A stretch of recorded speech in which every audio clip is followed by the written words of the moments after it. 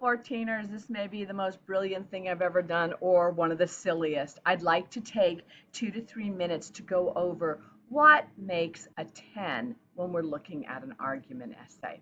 On the right-hand side, we are looking at a room 14ers from the class of 21. The argument about, is boredom good for you? We're going to take a look on the left at the checklist, and then we're going to come over to the right and look at the essay to see if those elements are there. So let's look first of all at the introduction. Okay, does the first sentence grab the reader's attention? And I'm going to read it the introduction over. Is boredom really as dreadful as people think? Experts are saying that boredom is good for us and that we need more of it. Some people may agree and think that boredom would improve our lives. Others may disagree and believe that boredom can be destructive and have negative effects on us. Being bored can help us in many ways, and we should have more boredom in our lives. So first of all, does the first sentence grab the reader's attention? It is a hook. It is a rhetorical question that will lead us into this introduction. So it talks about over here, the first paragraph. Does it provide a general overview of the essay's topic? It does, trust me. Does it include a thesis statement that strongly and clearly states the point of view? Absolutely. All right. And then does the essay's central point clearly state what the essay is going to be about? So let's come on over back to the essay. So here we have that introduction. Then we have wonderfully written background. It kind of gives an overview of the entire article with the arguments about, I should say. And then perfectly, it ends with the thesis statement, the position being taken in the paper. Being bored can help us in many ways, and we should have more boredom in our lives. Okay, right to the point. So it starts out very strong. Next, we're going to only look at one of the body paragraphs. I'm sure some of you have already read this or you're reading it even now. You're going to see that all of the body paragraphs meet criteria. All right, so do they contain at least, does the body paragraph section, so that's 3 paragraphs, contain a total of at least 3 points that support our thesis? Do they provide details to further explain each of the supporting points?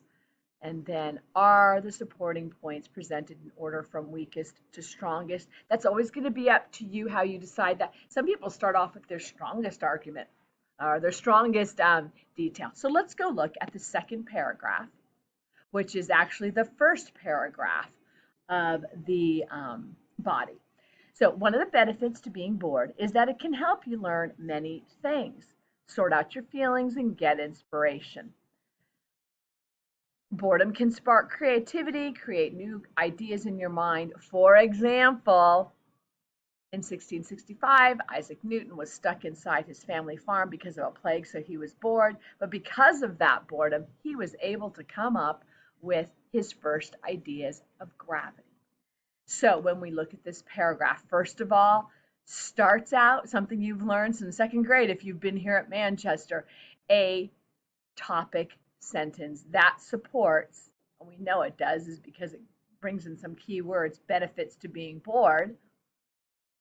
It brings in details about how boredom can help you learn things, sort out your feelings, and get inspiration, sparking creativity, creating new ideas, and then an example from the text. Okay. And does this all support the idea that being bored can help in many ways? Absolutely. The other thing I'd like to point out is that very little in this paragraph was just made up out of left field. This person's a super good thinker, but they used information from the article, put it in their own words, had an example to give further detail. Okay. When you look at each one of the paragraphs in the body, you will notice that they do the same thing. And then shout out Those little transition words, they make the whole thing flow. All right. But again, let me just make sure that we point out the topic sentences in each. So, in addition, being bored, again, you've got that key phrase in there, can train a certain network in your brain. Lots of you went off on the default mode, and that's fine, but you didn't provide a connection.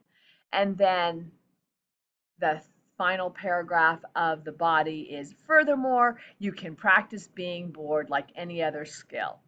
All right. And again, taking information that was in the text, not making stuff up off the top of their head, taking that, reworking it, and putting it as support for this point,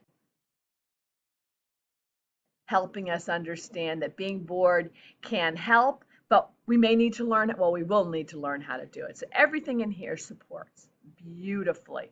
Nothing was making stuff up. You hear me continuing to say, this writer got everything, most of what they wrote from the text.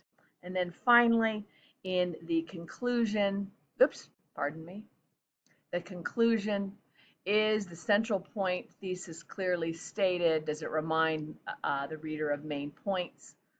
And is it free of new information? So let's go down and look. In general, there's a perfect transition word. Boredom is beneficial to people in many ways. Restating it with different words, restating our central claim with different words. You can train your brain, get creativity, inspiration, new ideas. Kind of sums up everything they wrote about. And finally, a call to action. People should have more boredom in their lives. So this is an example of a 10. This video was under 7 minutes. Yay. It's gonna be a little over. So in this video, we looked at what made up a 10 and how really quite straightforward it is. Now it's your turn.